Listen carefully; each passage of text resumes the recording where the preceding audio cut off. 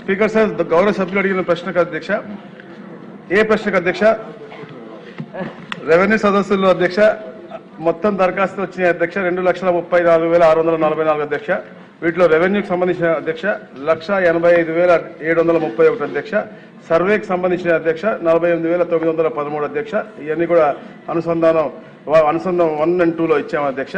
అలాగే బి ప్రశ్న అధ్యక్ష 659 ఆర్థిక సమస్యలు మరియు 2,33,985 ఆర్థికేతర సమస్యలుగా గుర్తించడం అధ్యక్ష. వివరాలన్నీ కూడా అనుసంధానంలో ఇవ్వడం జరిగింది అధ్యక్ష. సి ప్రశ్నకు అధ్యక్ష 2,33,578 ఫిర్యాదులు పరిష్కరించడం అధ్యక్ష. నియోజకవర్గాల వారీగా వివరాలన్నీ కూడా ఎలక్షన్ 1 and 2లో జతపరచడం జరిగింది అధ్యక్ష. డి ప్రశ్నకు అధ్యక్ష లేదండి. ఈ ప్రశ్నకు అధ్యక్ష ఈ ప్రశ్న ఉత్పన్నం కాదు. థ్యాంక్ యూ అధ్యక్ష.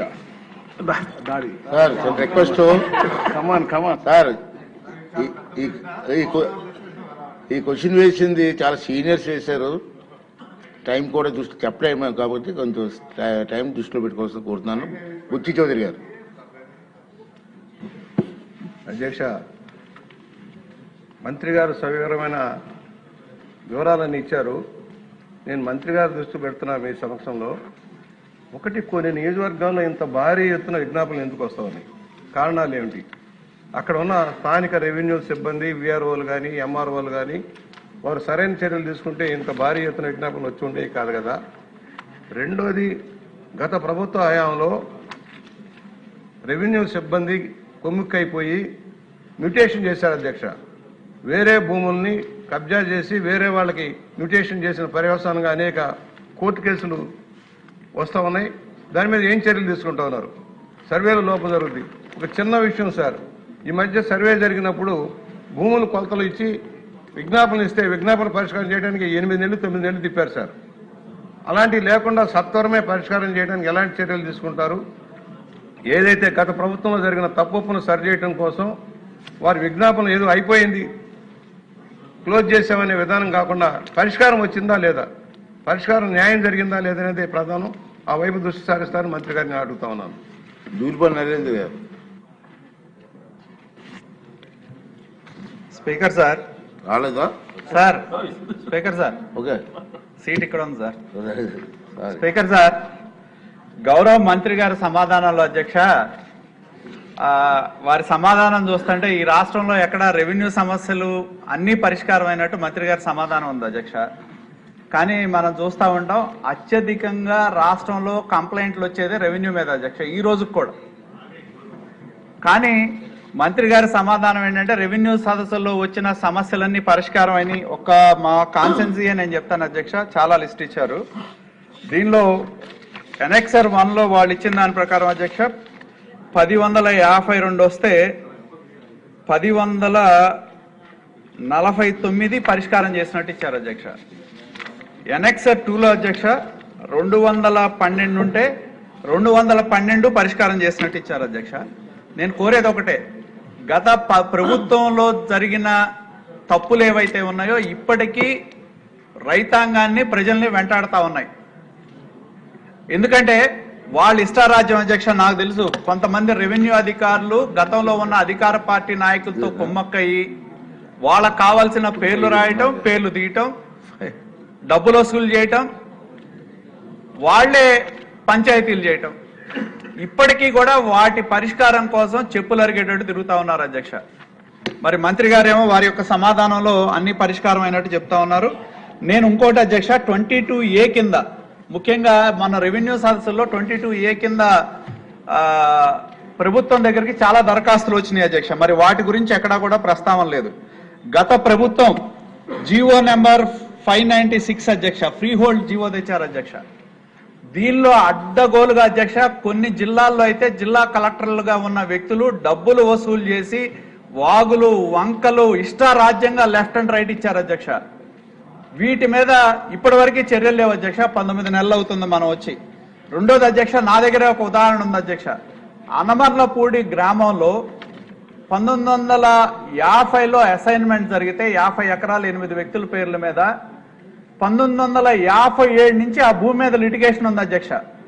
లిటిగేషన్ ఉండి దాదాపు 100 మంది దళితులు 8 మంది మీద ఆ రోజున్న పెత్తందారులు ఎవరైతే ఉన్నారో వాళ్ళకు మాత్రమే అసైన్మెంట్ చేశారు, మమ్మల్ని పక్కన పెట్టారని చెప్పి 1957 అంటే మొన్నటి వరకు 60 సంవత్సరాలు లిటిగేషన్ ఉన్న భూమి అధ్యక్ష. దాన్ని ఈ ఫ్రీ హోల్డ్ వచ్చే ముందు పోలీసులను ఉపయోగించి వాళ్ళందరినీ కూడా బెదిరించి రాత్రికి రాత్రి కోర్టులో ఉన్న కేసులన్నీ కూడా విత్డ్రా చేసి, అంటే 60 సంవత్సరాల లిటిగేషన్ జరిగిన భూముల్ని విత్డ్రా చేసి అధ్యక్ష, అధికార పార్టీకి సంబంధించిన ఆనాడున్న మాజీ శాసనసభ్యులు ఆ రోజున్న పదవుల్లో ఉన్న వైకాపా నాయకులు రిజిస్ట్రేషన్ చేసుకున్నారు అధ్యక్ష. ఇప్పటి వరకు దాని మీద మేము రిప్రజెంటేషన్ ఇచ్చినా కూడా యాక్షన్ తీసుకోలేదు. అదే విధంగా అధ్యక్ష 22A కింద అధ్యక్ష మంత్రి గారు రీజనల్ కాన్ఫరెన్స్ పెట్టారు అధ్యక్ష. దానిలో 1978లో ఇచ్చిన హౌస్ సైట్స్ పట్టాలు కూడా 22A కింద పెట్టారు అధ్యక్ష.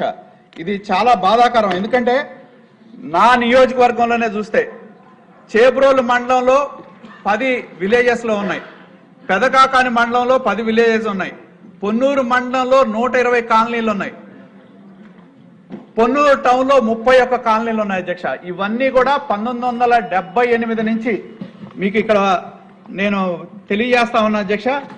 1978 నుంచి ఎవరైతే అసైన్మెంట్ చేశారో సోషల్ వెల్ఫేర్ ల్యాండ్ ఎక్విజిషన్ కింద పాతరెడ్డిపాలెం చేబ్రోలు అధ్యక్ష, వేజెండ్ల విలేజ్, సుద్దపల్లి విలేజ్ 1978, 79, 80లో కూడా సోషల్ వెల్ఫేర్ ల్యాండ్ ఎక్విజిషన్ కింద పట్టాలు ఇచ్చిన భూములను కూడా 22A కింద పెడితే ఇప్పటికీ లబ్ధిదారులు వాళ్ళ యొక్క అవసరాల కోసం ఆ భూముల్ని ఒక బ్యాంకు లోన్ పెట్టాలన్నా, ఒక రుణం తెచ్చుకోవాలన్నా తెచ్చుకోలేని పరిస్థితిలో ఉన్నారు అధ్యక్ష. నేను గౌరవ మంత్రి గారు రీజనల్ కాన్ఫరెన్స్ పెట్టినప్పుడు వారిని కోరటం జరిగింది. మరి వీటిని 19 వారు కాన్ఫరెన్స్ పెట్టుకోవడం ఇప్పుడు 10 నెలలు అయింది అధ్యక్ష. ఎప్పటిలోగా వీటిని పరిష్కారం చేస్తారో చెప్పాలని చెప్పి నేను కోరుతా ఉన్నా. ఇంకొక ప్రధానమైన ఇది అధ్యక్ష, రెండోది ఎండోమెంట్ ల్యాండ్స్ కి సంబంధించి ఏదైతే ఎండోమెంట్ ల్యాండ్స్ ఏవైతే ఉన్నాయో వాటిని గతంలో ఎవరికైతే బదలాయింపులు చేశారో, రకరకాల బదలాయింపులు ఆ రోజు దేవస్థానం కింద ఇచ్చేవాళ్ళు అధ్యక్ష. దానిలో స్థానాచారులకు కానీ, అర్చకులు కానీ, అధ్యాపకులు, స్వస్తివాచకం, పురాణం, బాకా నౌకరి, వ్యాస పూజ, విత్రహస్తుడు, తాపీ నౌకరి, సంగీత పనులు, భజంత్రీలు అని చెప్పి ఆ రోజు భూములు కేటాయింపులు జరిగినాయి అధ్యక్ష. ఆ భూములు కేటాయింపులన్నీ కూడా అధ్యక్ష, ఇది మా పొన్నూరు టౌన్ అధ్యక్ష. దీనిలో బస్ స్టాండ్లు ఉన్నాయి, సినిమా హాల్లు ఉన్నాయి. 1964లో ఎవరికైతే ఇవి ఉన్నాయో ఇప్పటికీ 2026 అధ్యక్ష, అంటే 62 సంవత్సరాలు. 1964లో ఎవరైతే వీటిని ఆ రోజు వీటి కోసం కేటాయించిన వాళ్ళు అమ్మేశారో 1926 60 సంవత్సరాల తర్వాత ఇవాళ కొనుక్కున్న వాళ్ళు 64లో వాళ్ళు ఎవరైతే కొనుక్కున్నారో అధ్యక్ష, 62 సంవత్సరాల తర్వాత నిషేధిత జాబితా కింద ఉంటే దానివల్ల ప్రజలు ఇబ్బంది ఎదుర్కొంటా ఉన్నారు అధ్యక్ష.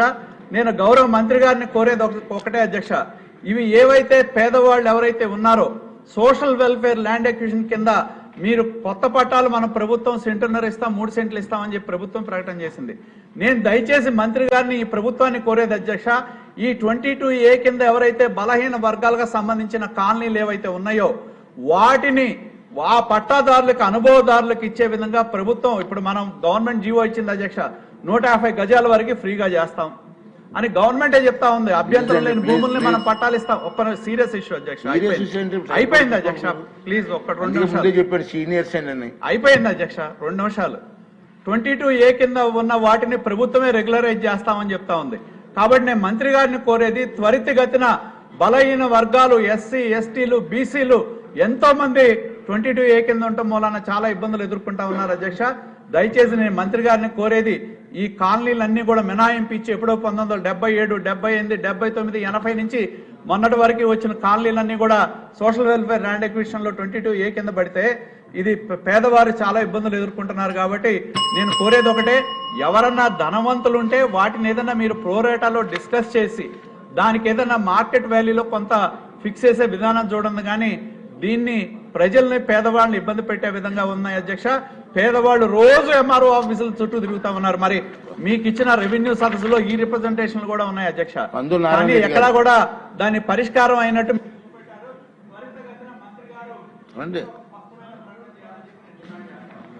ధన్యవాదాలు అధ్యక్ష.